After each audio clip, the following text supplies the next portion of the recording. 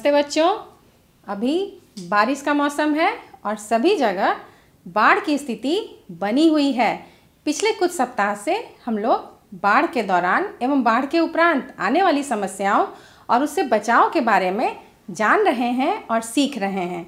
बच्चों, आज मुख्यमंत्री विद्यालय सुरक्षा कार्यक्रम के अंतर्गत सुरक्षित शनिवार में हम ये जानेंगे कि बाढ़ के दौरान एवं बाढ़ के उपरांत आने वाली समस्याओं और उससे बचाव के बारे में क्या क्या उपाय हम कर सकते हैं। दूसरी बात कि जब हमें रिलीफ कैंप जाना पड़े तो कोरोना वायरस के संक्रमण से बचने के लिए हम क्या क्या सावधानियां बरतेंगे, इसके बारे में आज हम सीखेंगे।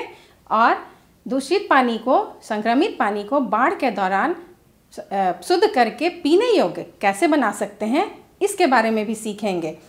आज हम सीखेंगे कि बाढ़ के दौरान पेयजल, स्वच्छता एवं साफ सफाई का प्रबंधन कैसे कर सकते हैं। बच्चों, आज हमारे साथ यूनिसेफ पटना से श्रीमती प्रमीला मनोहरन जी हैं, जो यूनिसेफ में शिक्षा विशेषज्ञ हैं। बाढ़ के दौरान बच्चों की शिक्षा व्यवस्था बरकरार रहे, इसके संबंध में उनसे हम ढेर सारी बातें करेंगे। बच्चों, इन सभी सवालों के जवाब आपको आज के एपिसोड के अंत तक जरूर मिल जाएंगे। तो क्या आप सीखने के लिए तैयार हैं? तो आज के एपिसोड को बहुत ध्यान से सुने और देखें। चलिए आज के सत्र का प्रारंभ करते हैं। मेरे प्यारे बच्चों, पुनः आपका स्वागत है। आज हम लोग बाढ़ के दौरान कोरोना वायरस के संक्रमण से बचने हेतु क्या करें और क्या ना करें, इसके बारे में जानकारी प्राप्त करेंगे। बाढ़ के दौरान कोरोना संक्रमण से बचने हेतु व्यक्तिगत स्वच्छता पर ध्यान दें तथा अपने हाथों को बार बार धोएं। बाढ़ के दौरान अपने घर एवं परिवेश को नियमित रूप से साफ करते रहें। बाढ़ एवं कोरोना संक्रमण जोखिम को देखते हुए रोग प्रतिरोधी क्षमता बढ़ाने हेतु नियमित व्यायाम करें तथा पौष्टिक भोजन का सेवन करें। छींकने और खांसने के दौरान अपने मुंह को ढकें। यदि कोई खांस या छींक रहा है तो उससे उचित दूरी बनाकर रहें। बाढ़ के समय सार्वजनिक स्थानों अथवा रिलीफ कैंपों में इधर उधर ना थूकें। रिलीफ कैंप में हमेशा मास्क का उपयोग करें। रिलीफ कैंप में भीड़ न लगाएं तथा 2 गज की दूरी का पालन करें। बाढ़ के समय में सार्वजनिक समारोह में भाग ना लें तथा भीड़ भाड़ वाली जगहों पर ना जाएं। अगर बाढ़ का पानी आपके गली मोहल्ले में जमा हो और उस पानी से होकर आना जाना कर रहे हैं तो घर आने पर तुरंत स्नान करें। नाव पर यात्रा करते समय शारीरिक दूरी बनाए रखें और हमेशा मास्क का उपयोग करें। बाढ़ के दौरान संक्रमित चीजों को न छुएं तथा संक्रमित जगहों पर न जाएं। बाढ़ के दौरान एवं उपरांत कोरोना संक्रमण से बचने के लिए एक दूसरे से हाथ न मिलाएं तथा गले नहीं मिलें, केवल हाथ जोड़कर अभिवादन करें। वृद्धजन, दिव्यांग, बच्चे एवं महिलाओं की विशेष देखरेख करें। सभी घोषणाएं एवं चेतावनियों को ध्यान से सुनें और दूसरों को भी बताएं। कोरोना एक महामारी है, अब अपने व्यवहार में परिवर्तन कर इसके साथ जीना सीखें। अफवाह न फैलाएं और अफवाहों से बचें। चक्र में बताए जा रहे बातों को अपनाएं, जैसे मास्क पहनें, घर साफ रखें, हाथों को बार बार धोएं, खांसते या छींकते समय मुंह ढकें, सामाजिक दूरी बनाएं, बेवजह घर से बाहर ना जाएं। बच्चों, अब रिलीफ कैंप में कोरोना संक्रमण से बचाव के लिए क्या करें और क्या ना करें, इसके बारे में जानते हैं। शारीरिक दूरी बनाकर रहें। मास्क का प्रयोग हमेशा करना है। साबुन से हाथ धोते रहें। रिलीफ कैंप की साफ सफाई में मदद करें। इधर उधर ना खेलें, विषैले जीव जंतु का खतरा बना रहता है। व्यक्तिगत स्वच्छता पर ध्यान दें। हमेशा अपने माँ पिताजी के साथ रहें। कोरोना किट अपने साथ रखें और इसका उपयोग करें। इसमें प्रति व्यक्ति 2 मास्क सूती कपड़े से बना, जिसे धोकर पुनः उपयोग किया जा सकता है। साबुन, सैनिटाइजर, लिक्विड सोप जरूर रखें। धन्यवाद। नमस्ते बच्चों, पुनः आपका स्वागत है। आज हमारे साथ श्रीमती प्रमीला मनोहरन जी हैं, जो यूनिसेफ बिहार ऑफिस में शिक्षा विशेषज्ञ हैं। हम इनसे बाढ़ के दौरान एवं बाढ़ के उपरांत बच्चों के शैक्षणिक गतिविधियों को बरकरार रखने के संबंध में ढेर सारी बातें करेंगे और इन मुद्दों को विस्तार से समझने की कोशिश करेंगे। मैम, आपका मेरा दूरदर्शन मेरा विद्यालय के सुरक्षित शनिवार के इस एपिसोड में हार्दिक स्वागत है। नमस्कार। इस कार्यक्रम के द्वारा आपसे मिलने के लिए दिया गया इस सुंदर अवसर के लिए धन्यवाद। जैसा कि हम सभी जानते हैं, कोरोना महामारी के कारण अभी सभी विद्यालय कई महीनों से बंद हैं। सभी बच्चे घर में हैं। मैम, बच्चों को बताएं कि शिक्षण कार्य की निरंतरता को बनाए रखने के लिए शिक्षा विभाग की ओर से किस प्रकार की पहल की जा रही है। जैसे हम सभी लोग जानते हैं, कोविड के कारण स्कूल्स बंद है, पढ़ाई नहीं चल रही है, मगर बिहार सरकार बिहार शिक्षा परियोजना के द्वारा डीडी बिहार में टेलीविजन प्रोग्राम शुरू कर चुकी है अप्रैल से। इस कार्यक्रम सुबह 9 से 12 बजे तक, दोपहर में 3 बजे से 5 बजे तक चलती है। ये क्लास 1 से 12वीं क्लास तक की पढ़ाई चलती है। सुबह 9 बजे से 10 बजे तक क्लास 6, 7, 8 के लिए, 10 बजे से 11 बजे तक क्लास 11 और 12 के लिए, 11 बजे से 12 बजे तक क्लास 9 और 10 के लिए, दोपहर में 3 बजे से 4 बजे तक क्लास 1 और 2 के लिए, 4 बजे से 5 बजे तक क्लास 3, 4, 5, 3, 4 और 5 के लिए पढ़ाई चलती है। इसमें बच्चों को पढ़ाई वीडियो के द्वारा सिखाई जाता है। इसमें बहुत सारा वीडियोस है, जो वीडियोस आपको आसानी से जो कॉन्सेप्ट्स आपको सीखनी है, आपकी जो पढ़ाई है आपके टेक्स्ट बुक्स में है, वो आसानी से आपको समझ में आने के लिए ये वीडियोस बना है। ये आपके लिए बहुत मनोरंजक भी रहेगा, आप आसानी से सीख पाएंगे। इसके अलावा सैटरडेज में आप लोग जानते हैं, शनिवार में सुरक्षित शनिवार मनाई जाती है। बाढ़ के बारे में भी आप लोग सीखते आ रहे हैं। आप लोग जानते हैं, स्कूल में हर महीना वातावरण के मुताबिक जो जो आप लोगों को सामना करना पड़ता है, कठिनाई सामना करना पड़ता है, इसके लिए आपको क्या करना है, वो सुरक्षित शनिवार के माध्यम से आप लोग सीखते हैं। और संडे आप लोगों के लिए फन डे है। इसमें आपके लिए बहुत सारा आर्ट्स, क्राफ्ट्स, म्यूजिक, डांस, ये सब सिखाया जा रहा है।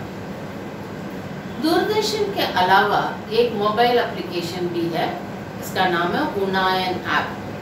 इस उन्नयन ऐप को आप प्ले स्टोर से डाउनलोड कर सकते हैं। ये क्लास 6 और 12वीं बच्चों के लिए है। 6 से 12वीं तक से 7, 8, 9, 10, 11, 12 सभी क्लास के लिए सभी लेसन्स इसमें उपलब्ध है। इसमें असेसमेंट भी शामिल है। क्विज के माध्यम से आप लोग अपना आंसर भी दे सकते हैं, पढ़ सकते हैं अपने पूरा लेसन्स वीडियो के माध्यम से। और इसमें एक और चीज़ है, आप अपना सवाल भी पूछ सकते हैं। आपकी नोडल टीचर्स नियुक्त है, वो लोग आपकी जो भी सवाल है उसके उत्तर देंगे। इसके अलावा उन्नयन का जो टेक्निकल टीम है, जो सब्जेक्ट एक्सपर्ट्स है, वो लोग भी आपकी जो भी सवाल है उसकी जवाब ज़रूर देंगे।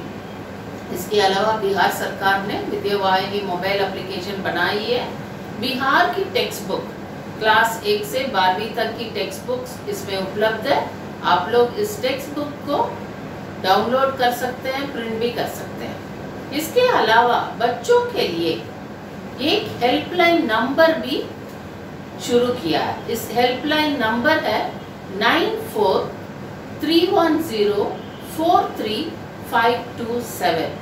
एक और बार मैं बोलना चाहूँगी, 9431043527। BEPCDDprogram@gmail.com BEPC.com करके एक ईमेल आईडी भी है, BEPCDDprogram@gmail.com करके एक ईमेल आईडी भी है, आप इसमें ईमेल भी कर सकते हैं। इसके अलावा एक और कार्यक्रम भी शुरू है, वो कार्यक्रम है मिस कॉल 2 कहानी सुनो। ये छोटे बच्चों के लिए है। ये छोटे बच्चे मिस कॉल दे सकते हैं, उनके लिए बहुत सारा कहानियाँ हैं। इसके लिए नंबर है 08033094243।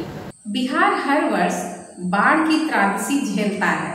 बाढ़ की वजह से बच्चों के शैक्षणिक गतिविधि एवं बच्चों के बौद्धिक विकास पर किस प्रकार का प्रभाव पड़ता है, इसके बारे में बताएं।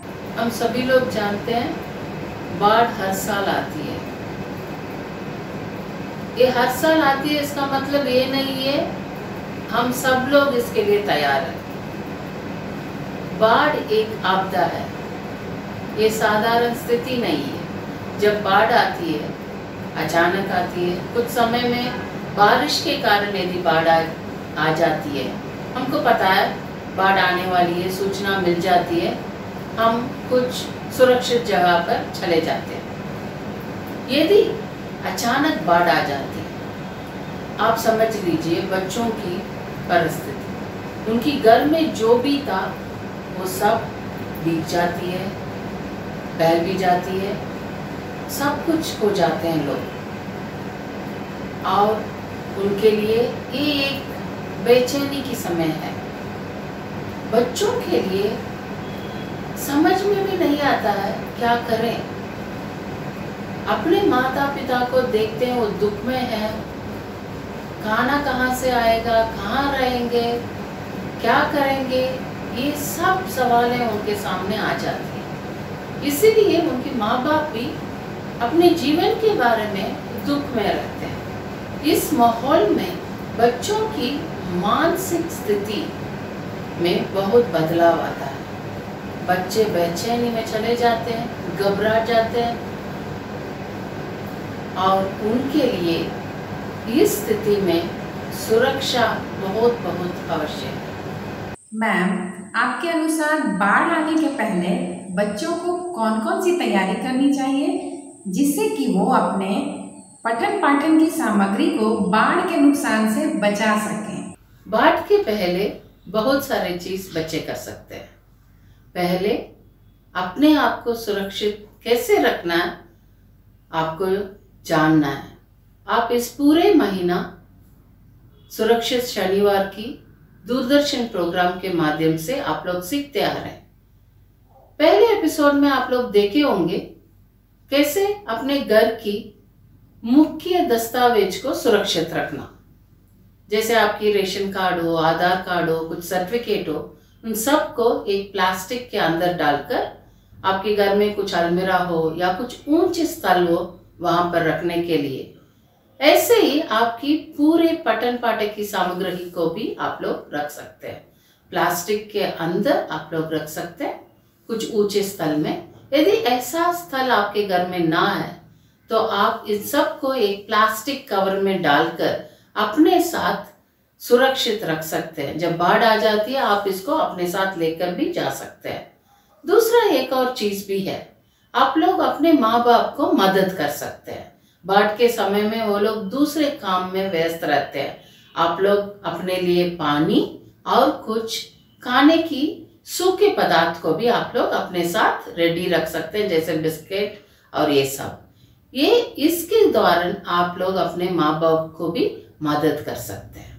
बाढ़ से विद्यालय भवन की क्षति, विद्यालय में उपलब्ध पठन सामग्रियों एवं अन्य शैक्षिक सामग्रियों के नुकसान से बचने के लिए विद्यालय प्रबंधन को क्या तैयारियां करनी चाहिए, जिससे कि बाढ़ से होने वाले नुकसान को कम किया जा सके? बाढ़ से बचने के लिए स्कूल में बहुत सारे तैयारियां करना पड़ेगा। पहले स्कूल की रजिस्टर्स और स्कूल की पठन पाठन की सामग्री, इन सब को एक सुरक्षित स्थल पर रखना पड़ेगा। यदि आपकी स्कूल में फर्स्ट फ्लोर है, पहला मंजिल है, वहाँ पर भी आप लोग ये सब रजिस्टर, नोटबुक, टेक्स्ट बुक, आपकी जो मॉड्यूल्स है, बच्चों की किताब है, इन सब को आप लोग सुरक्षित रख सकते हैं। यदि आपके पास पहला मंजिल नहीं है, आप अपने स्कूल में यदि अलमीरा है, अलमीरा के ऊपर रख सकते हैं। यदि आपके पास टेबल है, 2 टेबल को एक के ऊपर एक रखकर उसके ऊपर भी आप रख सकते हैं ताकि बाढ़ की पानी वहां तक ना पहुंचे। स्कूल प्रबंधक कमेटी स्कूल के लिए मदद कर सकते हैं। जैसे यदि आपकी स्कूल लो लाइंग एरिया में है और पानी एक ऊपर स्तर से नीचे आती है, आप उस प्लेस में कुछ मिट्टी वगैरह डालकर उस पानी को रोका जा सकता है ताकि वो स्कूल के अंदर ना जाए। ये सब भी कम्युनिटी के लोग, गांव के लोग मदद दे सकते हैं स्कूल के लिए, ताकि बच्चों की स्कूल में पढ़ाई की रुकावट ना आए। और स्कूल एक स्थल भी है, जब बाढ़ आ जाती है लोग आकर बसते हैं। इसके कारण क्लासरूम में जो जो सामान है, बाढ़ के पहले उस सामान को वो क्लास की शिक्षक और हेडमास्टर इन सभी सामान को एक अलमीरा या एक बक्सा में डालकर अपने स्कूल की जो जहाँ कमरा में लोग नहीं रहते हैं या ऊपर कुछ खाली कमरा है उसमें रखना चाहिए, ताकि ये सामग्री टूट ना जाए या सामग्री पूरी तरीके से बिगड़ ना जाए। इसीलिए ये बहुत ज़रूरी है, बाढ़ के पहले एक पूरा रजिस्टर में क्या क्या सामान है उसके बारे में लिखें और देखें कौन सा सामान कहाँ पर रखना चाहिए, कैसे इसके लिए व्यवहार करें और कौन इसके लिए जिम्मेदार है। ये सब एक रजिस्टर में स्कूल की हेडमास्टर अपने शिक्षकों के साथ मिलकर लिख सकते हैं। इसके लिए वो लोग अपना जो भी करना है उसको प्लास्टिक पेपर में बांधना है, इसमें बच्चों को भी आप शामिल कर सकते हैं। जो मुख्य दस्तावेज है उसको प्लास्टिक में डालकर ऊपर रखना, नोटबुक को बच्चों के अपने क्लासरूम की जो मटेरियल है, जैसे चार्ट हो या कुछ TLM हो, टीचिंग लर्निंग मटेरियल्स हो, बच्चों ने बनाया, शिक्षक ने बनाया, ये सब को इकट्ठा कर एक बॉक्स में डालकर आप ऊपर रख सकते हैं। इसमें बच्चों को भी आप शामिल कर सकते हैं। इसलिए बहुत ज़रूरी है, यदि आपकी स्कूल में रिलीफ सेंटर खोला जाए तब भी आपकी जो मटेरियल्स है उसके लिए आप लोगों को चिंता करने की आवश्यकता नहीं आएगी।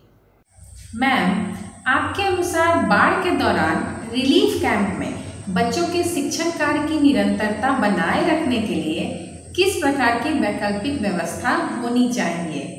बाढ़ के समय में रिलीफ कैंप्स में चाइल्ड फ्रेंडली स्पेसेस बहुत ज़रूरी है। ऐसा चाइल्ड फ्रेंडली स्पेसेस होना चाहिए वो सुरक्षित हो, जहाँ पर बच्चों के लिए प्यार मिले। आपदा के कारण बच्चों के मन में भय होता है, दुख होता है।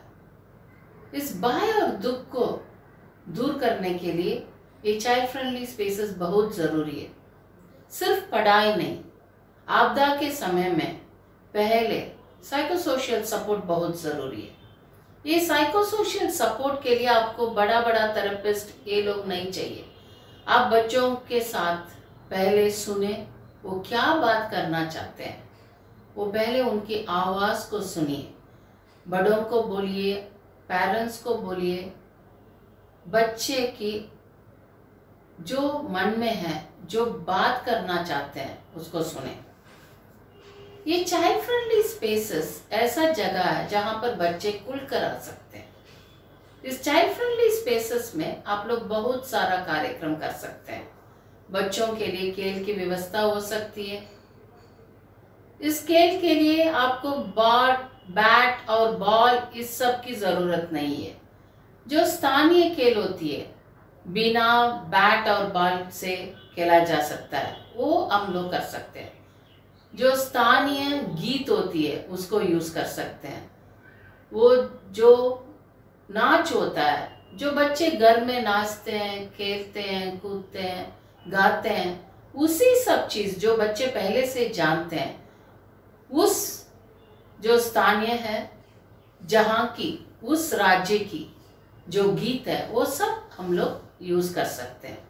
इस चाइल्ड फ्रेंडली स्पेसेस में एक बड़ा चीज़ आपको ध्यान में रखना है, बच्चों की उम्र के अनुसार एक्टिविटीज़ होना चाहिए। यदि छोटा बच्चा है 3 साल से 6 साल तक, उन बच्चों के लिए अलग एक्टिविटीज़ होना चाहिए। वो बच्चे मिट्टी से भी खेल सकते हैं, मिट्टी से कुछ बनाना, कुछ ड्राइंग करना, खेलना, वो सब उन बच्चों के लिए बहुत अच्छा है। और 6 साल से 10 साल तक एक ग्रुप हो सकती है, 10 से 14 तक एक ग्रुप हो सकती है, और 14 के ऊपर एक और ग्रुप हो सकती है। कम से कम आपके पास 4 और 5 ग्रुप होना ही चाहिए, ताकि सभी बच्चों को मौका मिले वो सभी कार्यक्रम में पार्टिसिपेट करें। जैसे एक ग्रुप खेल में है, एक ग्रुप ड्राइंग में जा सकती है, एक ग्रुप गाना में जा सकता है, एक ग्रुप नाच में जा सकता है।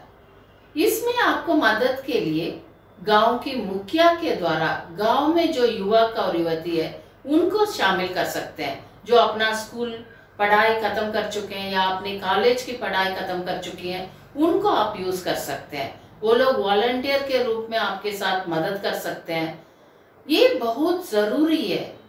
साइकोसोशल सपोर्ट आपदा के समय में बच्चों को मानसिक स्थिति को बरकरार रखती है। पहले इसमें हमको ध्यान देना है उनकी पढ़ाई में जाने के पहले। ये सेफ स्पेसेस में आपको एक और चीज़ की बहुत ज़रूरत है, जो बच्चे दिव्यांग है उनको भी शामिल करना है। इसीलिए पहले रिलीफ कैंप में आपको ये देखनी है कितने बच्चे हैं, उनकी उम्र क्या है, वो स्कूल में कौन से क्लास में थे, उनकी क्या क्या आवश्यकता है। उसके बाद आप प्लान कीजिए क्या क्या एक्टिविटीज़ करेंगे। इसके लिए आपको कितने वॉलंटियर्स चाहिए। आप गांव में मुखिया के साथ डिस्कस कर सकते हैं। यदि उसी गांव में कुछ शिक्षक हो या कुछ आंगनवाड़ी वर्कर हो या आशा दीदी हो, इन सबको भी हम शामिल कर सकते हैं, ताकि ये लोग चाइल्ड फ्रेंडली स्पेसेस में आपको मदद करें। ये बहुत ज़रूरी है बच्चों के लिए एक सुरक्षित चाइल्ड फ्रेंडली स्पेस बनाकर बच्चों के लिए ये मौका दे वो खुलकर जिए आपदा के समय में भी।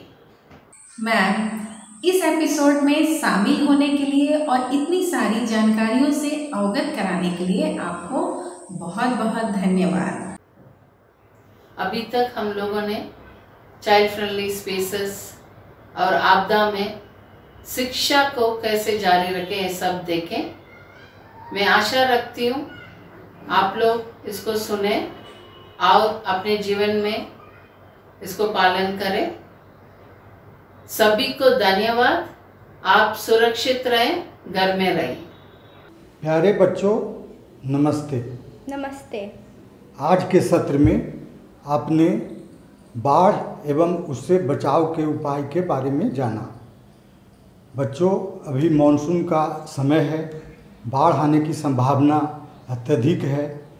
बाढ़ आने के बाद ऐसा होता है कि पेयजल स्रोत जितने भी हैं, पानी पीने के जो स्रोत हैं, वो सारे डूब जाते हैं, चापाकल वगैरह सारे डूब जाते हैं।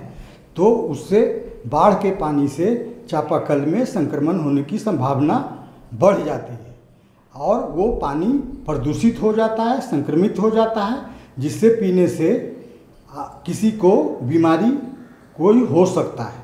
तो इसी को उस संक्रमित पानी को हम प्रदूषित मुक्त करने के लिए, संक्रमण मुक्त करने के लिए कुछ विधियों के बारे में आज बताएंगे, कुछ तरीकों के बारे में बताएंगे जिसका प्रदर्शन अभी हम करने वाले हैं। इसके लिए मुख्यतः 4 तरह की विधि है, 4 तरह के तरीके हैं, जिससे आप स्थानीय स्तर पर इसका संक्रमण मुक्त संक्रमित पानी को आप संक्रमण मुक्त कर सकते हैं। तो बच्चों, हम लोग इस प्रदर्शन को आगे देखें। बच्चों, अभी हम पहला तरीके के रूप में देखेंगे, पहला विधि के रूप में देखेंगे कि हम बाढ़ के का पानी जो है जिसमें मिट्टी और गाद या अन्य गंदगी घुला हुआ है उसे कैसे साफ करेंगे। तो इसके लिए बच्चों हम लोग एक बाल्टी में बाढ़ का पानी, गंदा पानी ले लेते हैं और उसे हम लोग उसके बाद एक फिटकिरी लिया जाता है। आप लोग गांव में यूज होता होगा, फिटकिरी जानते हैं। ये फिटकिरी का ढेला है जिसको हम लोग एक धागे के सहारे बांध दिया है। आप देख रहे हैं कि एक धागे के सहारे बांध दिया है और इस फिटकिरी जो गंदा पानी बाल्टी में रखा हुआ है उसके अंदर इसको डाल करके 3 से 4 मिनट हम लोग चलाते हैं।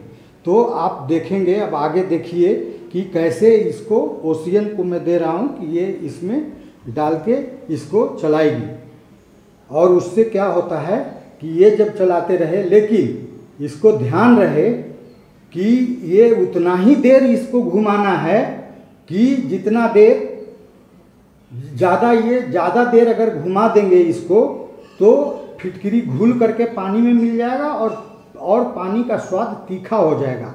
तो इसमें ये ध्यान देने योग्य बात है कि इसको ज़्यादा देर घुमाना नहीं है, 2, 4, 5 मिनट इसको घुमाते रहना है इसमें। तो आप स्वतः देखेंगे इसके बाद कि ये जो है इसकी गंदगी, इसमें जो मिट्टी और गाद ये सब घुले हुए हैं वो सब अंदर बैठ जाएंगे।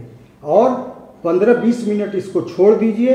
उसके बाद इसे दूसरे बर्तन में आप उड़ेल लेंगे। तदुपरांत आप वो पीने योग्य पानी नहीं हुआ है अभी। क्यों?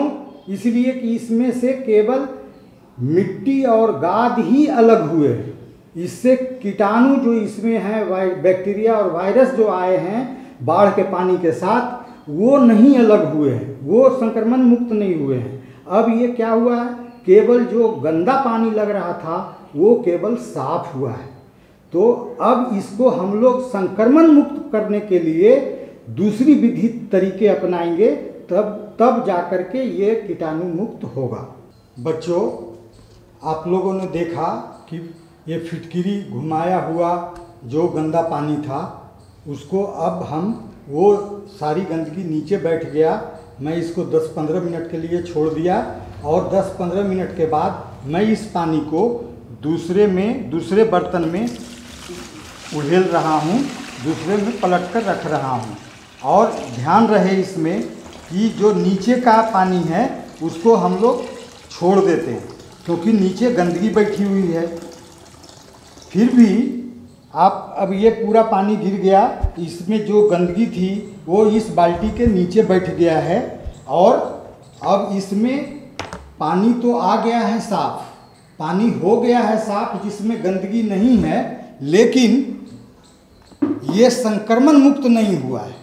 अब संक्रमण मुक्त इसको करने के लिए हम इस पानी को दूसरी विधि अपनाएंगे ताकि इसमें जितने कीटाणु सब हैं जो बाढ़ के पानी के साथ आया है वो कैसे मर जाए, उसके लिए हम लोग दूसरे तरीके को अपनाएंगे। वो तरीका आप आगे देखिए। बच्चों, आप लोगों ने देखा कि मैंने फिटकिरी से कैसे बताया कि फिटकिरी से कैसे साफ़ हो सकता है पानी। उसके बाद वो फिटकिरी से साफ़ किया हुआ पानी को हम लोगों ने देख रहे हैं, जैसा कि चित्र में आप देख रहे होंगे कि हमने एक बाल्टी में लिया, लगभग इसमें 15 से 20 लीटर पानी है और एक जग में 1 लीटर पानी लिया। अब इसको हमें संक्रमण मुक्त करना है, इससे कीटाणु को मारना है। तो मारने के लिए हम लोगों ने 2 प्रकार के हैलोजन टैबलेट या क्लोरीन का टैबलेट जिसका उपयोग हम लोग करते हैं। अब इसमें यह क्लोरीन का टैबलेट या हैलोजन का टैबलेट ये 2 तरह के आते हैं, 2 पावर के आते हैं। एक है 4 mg का, एक है 75 mg का। तो दोनों में देख रहे होंगे साइज में एक छोटा होता है, एक बड़ा होता है। ये हैलोजन टैबलेट है जो आप देख रहे हैं कि 2 अलग अलग साइज में है। ये जो छोटा है वो 4 mg है और ये बड़ा है जो 75 mg है। अब इसको हम लोग अलग अलग पानी जो है मात्रा में, अलग अलग पानी के मात्रा में इसका उपयोग करेंगे। बच्चों, जैसा कि हमने बताया था कि इस जो छोटा वाला टैबलेट है 4 mg का टैबलेट है उसको हम लोग 1 लीटर पानी में उपयोग करेंगे। और इसको इस 1 लीटर के पानी में आप देख रहे हैं कि हम इस छोटे वाले टैबलेट को डाल दे रहे हैं। बच्चों, जैसा कि हमने बताया, एक छोटा टैबलेट को हम लोगों ने 1 लीटर के पानी में डाला। ये बड़ा टैबलेट जो 75 mg का है वो बड़ा टैबलेट है और इसको हम लोग 20 से 25 लीटर पानी में एक बाल्टी में इसको डालेंगे और थोड़ा देर छोड़ देंगे। डालने के बाद उसके बाद ये पानी संक्रमण मुक्त हो जाएगा, इससे कीटाणु मर जाएंगे और ये संक्रमण मुक्त होने के बाद इसको पानी पीने के लायक आप उपयोग में ला सकते हैं। बच्चों, अब हम लोग जिस पानी की गंदगी को हमने साफ कर किया फिटकरी से, उसको अब संक्रमण मुक्त करने के लिए दूसरी विधि का हम लोग प्रदर्शन करने वाले हैं, जिसे आप ध्यान से देखें। दूसरी विधि में करते क्या है, एक कांच के बोतल में वो फिटकरी से साफ किया हुआ पानी या बाढ़ का कोई साफ पानी जिसमें गंदगी न घुला हो, उसको एक कांच के शीशी में हम लोग ले लेते हैं और उसको क्या करते हैं कि उसका ढक्कन लगा करके बंद करके और उसको खुले धूप में हम लोग काले कपड़े या काले रंग का कागज कोई भी हो जो काला रंग का हो, जिसको सीधे ऐसे रख के हम लोग धूप की किरण जहाँ से पड़ती है वो भाग खुला रहे और उसको 7 से 8 घंटा हम लोग छोड़ देते हैं खुली धूप के सामने, कि जो खुला वाला पार्ट है उसको ऊपर से सीधे धूप लगे। तो इस हिसाब से इसको 7-8 घंटा छोड़ देने के बाद ये संक्रमण मुक्त हो जाता है, जिससे इसके कीटाणु मर जाते हैं और ये 7-8 घंटे के बाद आप इस पानी को उपयोग कर सकते हैं बाढ़ के दौरान। बच्चों, अब जो विधि मैं बताने जा रहा हूँ वो सबसे आसान विधि है, लेकिन बाढ़ के दौरान ऐसा देखा गया है कि जब लोग ऊंचे स्थल पे चले जाते हैं और वर्षा होते रहती है बराबर, उस स्थिति में जलावन का मिलना बहुत कठिन हो जाता है। गैस चूल्हे वगैरह नहीं लोग ले जा पाते हैं, इस वजह से ये विधि को करने में थोड़ी परेशानी आती है। ये विधि में करना कुछ नहीं है, ये बहुत आसान विधि है। इसमें गंदे पानी को या संक्रमित पानी को एक तसले या भगोना में उसको जमा कर लेते हैं और उसको चूल्हे पर खौला देते हैं। 100 डिग्री टेम्परेचर पर जब पानी खौल जाता है थोड़ी देर, उसके बाद उसको हम लोग उपयोग करने के लिए थोड़ा ठंडा होने के लिए छोड़ देते हैं, उसके बाद इसे उपयोग कर लेते हैं। यह सबसे आसान विधि है, लेकिन बरसात के समय में चूल्हा और जलावन का काफ़ी मुश्किल से मिल पाता है। इसी वजह से हम लोग इस विधि को अपनाने में थोड़ा परहेज करते हैं। तो बच्चों, ये सारा 4 विधि आपको बताया गया। जो चारों विधि बाढ़ के दौरान आप अगर ऊंचे स्थल पर घर से बाहर जाना हो तो ये 4 विधि को, अगर आपका पानी संक्रमित हो गया हो बाढ़ के पानी से, तो आप उसको साफ कर सकते हैं और शुद्ध पेयजल का उपयोग कर सकते हैं। तो बच्चों, धन्यवाद। फंस गए खेत में ऐसे मौसम में, आसमान में बादल देखो लगे गरजने। ए बच्चा पार्टी, ई का गुरु बने गा रहे हो? श्यामलाल चाचा ने पेड़ की शरण ली, घायल हो जाओगे पेड़ पर गिरी अगर बिजली। नहीं तो सर छुपाने की जगह ना मिले तो क्या करे? सर छुपाने के लिए मजबूत जगह ढूंढो, कुछ ना अगर दिखे तो बन जाओ गुरु, बन जाओ गुरु। जब भी बादल की गरज सुनाई दे और आसपास कोई मजबूत छत वाली जगह न दिखाई दे, तो तुरंत कान पर हाथ रखकर और एड़ियों को जोड़कर बैठ जाएं और ध्यान रखें एड़ियां जुड़ी हुई हों।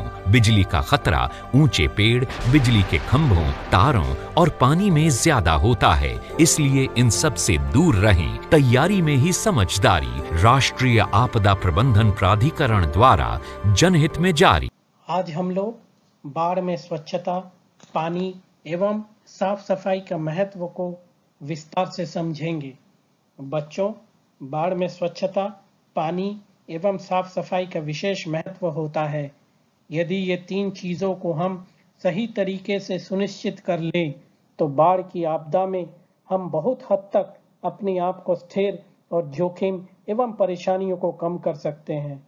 चलिए बच्चों, आज हम लोग बाढ़ में स्वच्छता, पानी एवं साफ सफाई के महत्व को विस्तार से जानेंगे और समझेंगे। बाढ़ में जब सब तरफ पानी भरा हुआ रहता है, स्वच्छता, पानी एवं साफ सफाई की कमी से बहुत सारी समस्याएं उत्पन्न होती है। चित्र में आप देख सकते हैं कि बाढ़ के दौरान साफ पीने के पानी में कमी, शौच के निपटान की समुचित व्यवस्था न होना, कचरा एवं गंदगी का फैलाव एवं स्वच्छ आदतों के व्यवहार में कमी जैसी समस्याएं आती है, जिसके दुष्प्रभाव से बीमारी का फैलना जैसे उल्टी, दस्त, हैजा, मलेरिया, पीलिया, डेंगू इत्यादि, बच्चों में कुपोषण एवं मौत, गंदगी, मानव मल एवं कचरा से, जानवरों का अवशेष से इत्यादि, पानी का प्रदूषण एवं संक्रमित वातावरण होना, संक्रमण फैलने का खतरा। जैसे आपको पता है कि पूरे विश्व में कोरोना फैला हुआ है। बाढ़ के दौरान अगर स्वच्छता और व्यक्तिगत स्वच्छता पर ध्यान न दें तो संक्रमण तेजी से फैल सकता है और अंत में स्वच्छता सुविधाओं एवं स्वच्छता सामग्री की व्यवस्था न होने के कारण व्यक्तिगत स्वच्छता में कमी आती है। अगर हम लोग स्वच्छता, पानी एवं साफ सफाई को बाढ़ के परिदृश्य में समझे तो निम्न रूपरेखा निकल कर आती है। पर्याप्त मात्रा में सुरक्षित पेयजल की व्यवस्था होनी चाहिए, स्वच्छता सुविधाओं की व्यवस्था, मानव मल का सुरक्षित निपटान, ठोस कचरे का प्रबंधन, कीट, मच्छर एवं संक्रमण की रोकथाम, तरल कचरे का प्रबंधन, स्वास्थ्य गतिविधियों को प्रोत्साहित एवं बढ़ावा देना। इस चित्र में आप देख पा रहे हैं कि लोगों के पास सुविधाओं तक की पहुंच होनी चाहिए, जैसे शौचालय, पानी की सुविधा इत्यादि। स्वच्छ आदतों को बढ़ावा देना होगा, जैसे साबुन से हाथ धोने की व्यवस्था इत्यादि, एवं साथ में एक अनुकूल वातावरण होना होगा जिससे लोग उसका उपयोग कर सकें। इन सभी गतिविधि अगर सुनिश्चित हो जाए तो लोगों के स्वास्थ्य में सुधार होगा और बीमारियों से बचाव होगा। बाढ़ के दौरान जो सबसे ज्यादा क्षतिग्रस्त होता है वो है शौचालय। अगर शौचालय बह गया है या टूट गया है या पानी भरा हुआ है तो इसका प्रयोग संभव नहीं होता है और लोग खुले में शौच करने के लिए मजबूर होते हैं, जिसके कारण जल और मल का मिश्रण हो जाता है और संक्रमण और बीमारी का खतरा होता है। इसीलिए मानव मल का सुरक्षित निपटान होना बहुत ज़रूरी है। बाढ़ में शौचालय का निर्माण और इसका तकनीक पर विशेष ध्यान देने की ज़रूरत होती है। आमतौर पर बायोडाइजेस्टर, इकोसैन, सेप्टिक टैंक, जमीन के ऊपर बना हुआ शौचालय कारगर सिद्ध होता है। अगर शौचालय उपलब्ध न हो तो शौच करने के बाद मल को मिट्टी से ढक देना चाहिए। बच्चों का भी मल सुरक्षित ढंग से निपटान करना चाहिए। बाढ़ के दौरान कूड़ा और कचरा का भी समुचित निपटान होना चाहिए, जैसे कंपोस्ट गड्ढा, वर्मी कंपोस्ट इत्यादि, जिससे वातावरण स्वच्छ रहता है।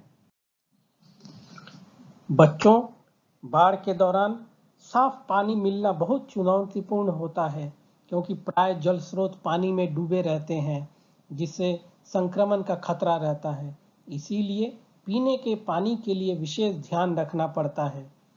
साफ पानी हमारे शरीर को स्वस्थ रखने के लिए बहुत ज़रूरी है। बाढ़ प्रभावित क्षेत्रों में ऊंचे स्थानों पर चापाकल लगना चाहिए। यह चापाकल सतह से ऊपर उठाकर लगाना चाहिए। आप तस्वीर में इसको देख सकते हैं। पानी को सुरक्षित और स्रोत को साफ रखने के लिए जल स्रोत के आसपास के वातावरण को भी साफ सुथरा रखना चाहिए। जल स्रोत के आसपास खुले में बच्चों या वयस्कों द्वारा मल मूत्र त्याग नहीं करना चाहिए तथा मंजन, कपड़ा धोना इत्यादि नहीं करना चाहिए। अगर पीने का पानी का भंडारण करना है तो ढककर एवं जमीन से 3 से 4 फुट ऊपर रखना चाहिए और पानी को पीने से पहले उसको उबाल कर पीना चाहिए। और साथ में बाढ़ के दौरान एवं उसके बाद चापाकल एवं जल स्रोतों का क्लोरीनीकरण करके कीटाणु शोधन करना चाहिए। इससे बहुत सारी बीमारियों से बचा जा सकता है। बच्चों, हम लोग चापाकल एवं कुआं का शुद्धिकरण और उसे कीटाणु मुक्त करने के लिए घरेलू स्तर पर सरल उपाय के तरीकों को समझेंगे। पहला, घरेलू चापाकल एवं कुआं को साफ करने के लिए 150 से 300 ग्राम ब्लीचिंग पाउडर लेकर 10 लीटर पानी में घोल बनाएं। इस पानी को चापाकल का हेड या ऊपरी भाग को खोलकर एवं कुआं में डाल दें। चापाकल में क्लोरीन युक्त पानी डालने के बाद इसका हेड या ऊपरी भाग को दोबारा से लगा दें एवं 10 से 12 घंटों के लिए छोड़ दें।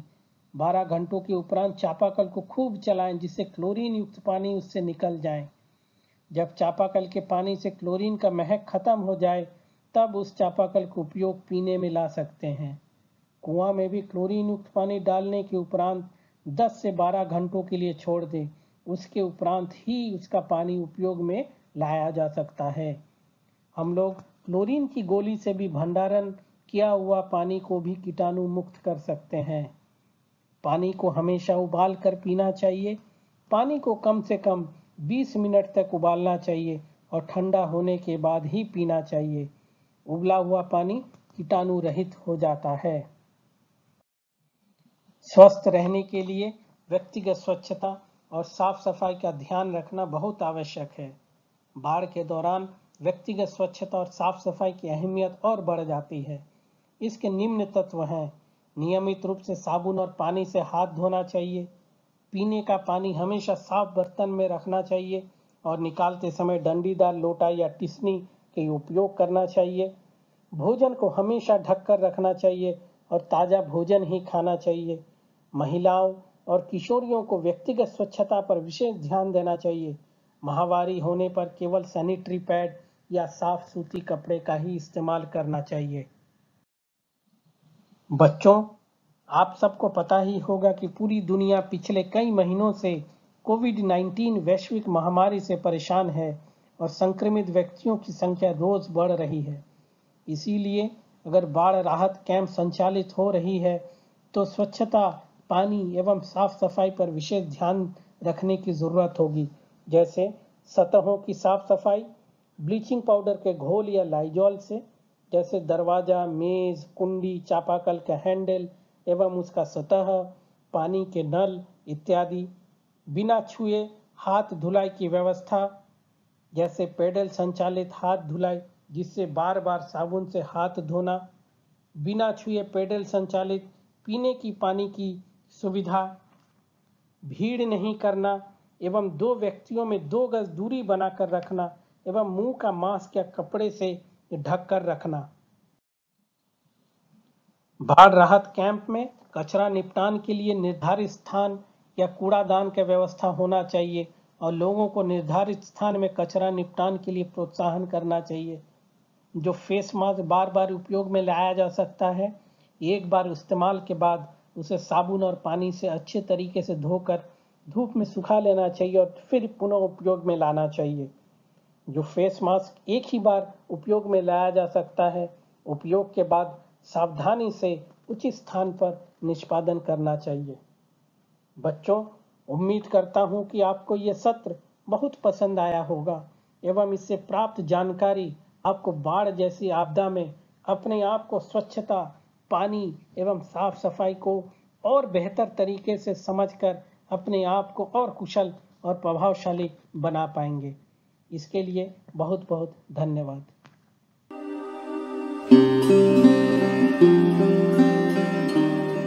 बाढ़ग्रस्त इलाकों में ये सबसे आम दृश्य है। बाढ़ के पानी से उस क्षेत्र के चापाकल जीवाणु संक्रमित हो जाते हैं। बाढ़ का पानी जाने के बाद हर चापाकल को उचित तरीके से जीवाणु मुक्त करना अति आवश्यक है। चापाकल को जीवाणु मुक्त करना आसान काम है। इसके लिए 2 बाल्टी, 1 मग, सूती का कपड़ा, अच्छे किस्म का ब्लीचिंग पाउडर, 1 खाली माचिस का डब्बा, ब्लीचिंग पाउडर को पानी में घोलने के लिए 1 लकड़ी और चापाकल को खोलने के लिए औजार की आवश्यकता होगी। आइए सबसे पहले आमतौर पर इस्तेमाल होने वाले सिंगुर टाइप चापाकल को जीवाणु मुक्त करते हैं। इसके लिए सबसे पहले हम चापाकल को ट्यूबवेल से खोलकर अलग करेंगे, जिसके बाद सीट वाल्व को सावधानी पूर्वक निकालेंगे। सीट वाल्व खोलने के बाद हमें ट्यूबवेल में पानी की मात्रा का आंकलन करना होता है।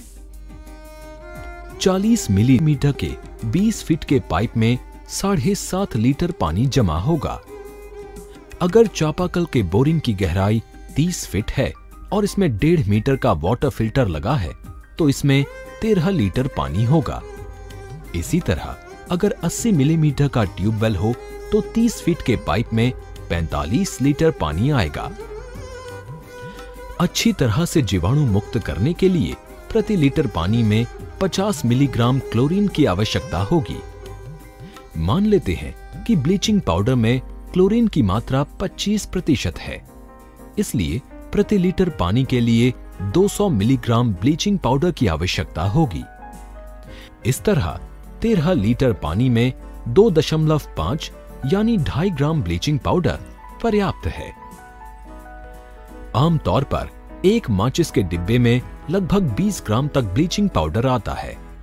इस तरह 13 लीटर के लिए हमें 1/4 का आधा माचिस डिब्बा ब्लीचिंग पाउडर की आवश्यकता पड़ेगी।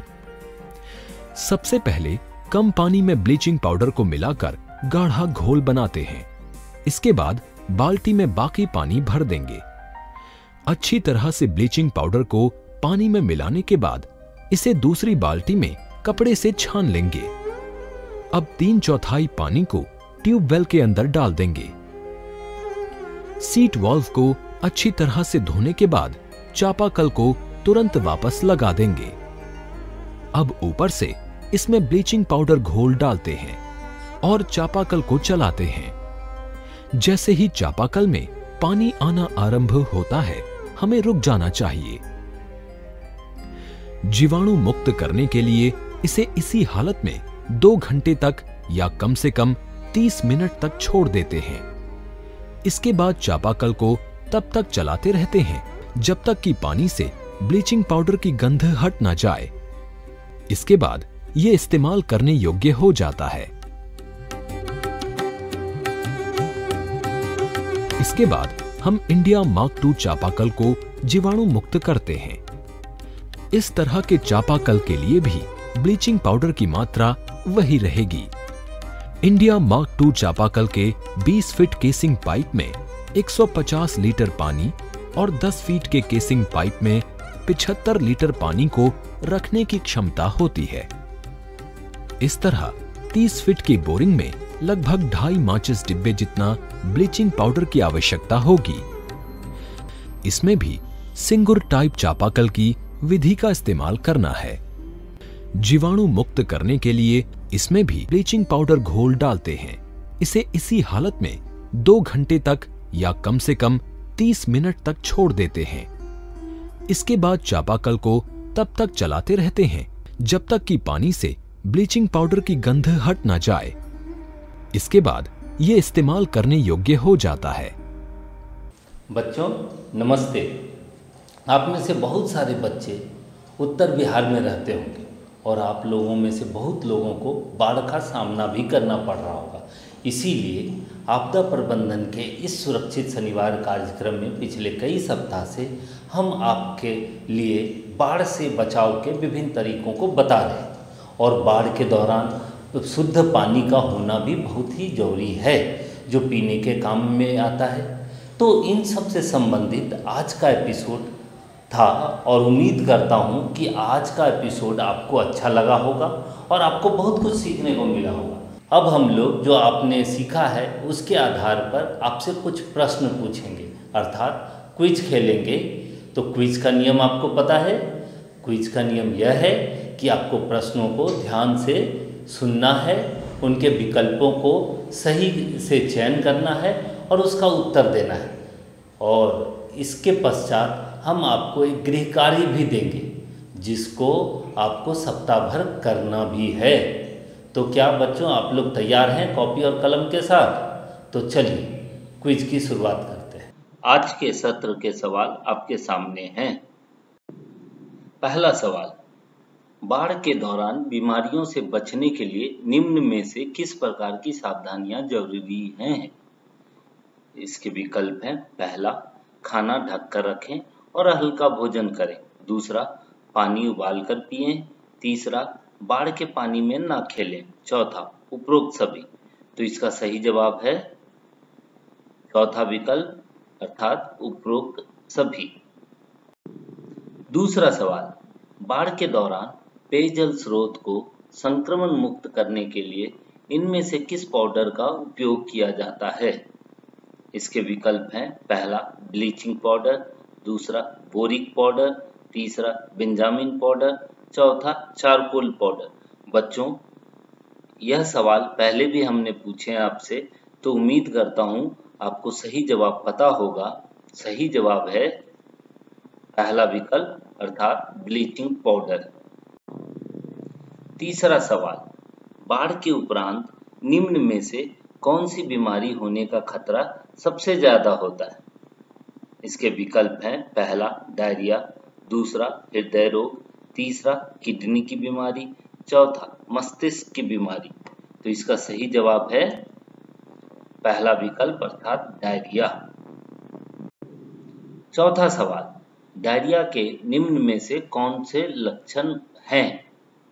इसके विकल्प हैं, पहला पेट में दर्द होना, दूसरा उल्टी होना, तीसरा पतला पैखाना होना, चौथा उपरोक्त सभी। तो बच्चों, इसका सही जवाब है चौथा विकल्प अर्थात उपरोक्त सभी। पांचवा सवाल, बाढ़ आने के उपरांत निम्न में से किस प्रकार की बीमारी होती है? इसके विकल्प हैं, पहला डायरिया, दूसरा टाइफाइड, तीसरा चर्म रोग, चौथा मलेरिया, पांचवा उपरोक्त सभी। बच्चों, यह सवाल मैंने पहले भी पूछा है, तो उम्मीद करता हूं आपको सही जवाब पता होगा। इसका सही जवाब है पांचवा विकल्प अर्थात उपरोक्त सभी। मतलब बाढ़ आने के बाद डायरिया भी होने का खतरा रहता है, टाइफाइड भी होने का खतरा रहता है, चर्म रोग भी होने का खतरा रहता है और मलेरिया होने का भी खतरा रहता है। छठा सवाल, रिलीफ कैंप में कोरोना के संक्रमण से बचने के लिए इनमें से कौन सी सावधानियां बरतनी चाहिए? इसके विकल्प हैं, पहला मास्क का प्रयोग हमेशा करना है, दूसरा सामाजिक दूरी बनाकर रखना है, तीसरा कैंप से बाहर बेवजह नहीं घूमना है, चौथा व्यक्तिगत साफ सफाई पर ध्यान देते हुए बार बार साबुन से हाथ धोते रहना है, पांचवा उपरोक्त सभी। बच्चों, यह सवाल पहले भी आया है, तो उम्मीद करता हूं आपको सही जवाब पता होगा। इसका सही जवाब है पांचवा विकल्प अर्थात उपरोक्त सभी। अभी तक हमने आपसे 6 सवाल पूछे, अब वक्त है गृह कार्य का। आज आपने बाढ़ एवं इससे बचाव के बारे में सीखा। अब आपको करना क्या है, इसे अपने माँ पिताजी, भाई बहन एवं अपने मित्रों तथा सहपाठियों को बताएं। साथ ही अपने परिवार के साथ मिलकर चापाकल के पानी को संक्रमण मुक्त करने हेतु विभिन्न तरीकों का अभ्यास करें। बच्चों, यह तो था आज का क्विज और गृह कार्य। अगले शनिवार को हम फिर मिलेंगे एक नए क्विज और एक नए गृह कार्य के साथ। तब तक स्वस्थ रहें, सुरक्षित रहें।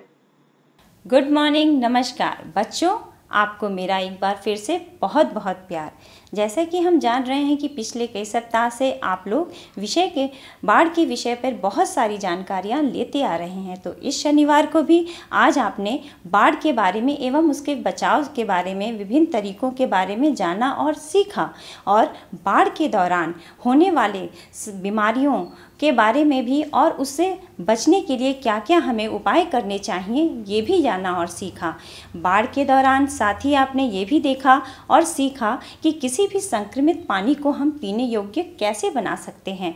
आज के इस एपिसोड में बच्चों, आज हमारे साथ बिहार यूनिसेफ पटना की शिक्षा विशेषज्ञ मैडम प्रमिला मनोहरम ने आप लोगों को बाढ़ के दौरान रिलीफ कैंप में किस तरह से शैक्षणिक व्यवस्था को व्यवस्थित कैसे किया जा सकता है ताकि किसी भी शिक्षा व्यवस्था में कोई भी रुकावट ना आए, इसके बारे में भी आपने उनसे बहुत से बातें जाने और सीखी। आज के इस क्विज में आपको बहुत मज़ा आया होगा। बहुत से प्रश्न पूछे गए जो कि बहुत ही महत्वपूर्ण थे और एक होमवर्क भी दिया गया जो आपको अवश्य करना है। तो बच्चों, आज के इस पूरे सत्र में आपको बहुत सी नई जानकारियाँ मिली और मुझे उम्मीद है आज आपने जो भी सीखा वो आप अपने माता पिता, दोस्तों, मित्रों को अवश्य बताएंगे। इसी उम्मीद के साथ मैं अगले शनिवार को एक नए विषय पर ढेर सारी जानकारियाँ लेकर आपसे फिर मिलूंगी। मैं आशा करती हूँ कि आप इस कार्यक्रम को सुबह 9 बजे डीडी बिहार चैनल पर इसी वक्त ज़रूर देखेंगे। तो बच्चों, तब तक के लिए मैं आपका इंतज़ार करूँगी। घर पर रहें, सुरक्षित रहें। नमस्कार।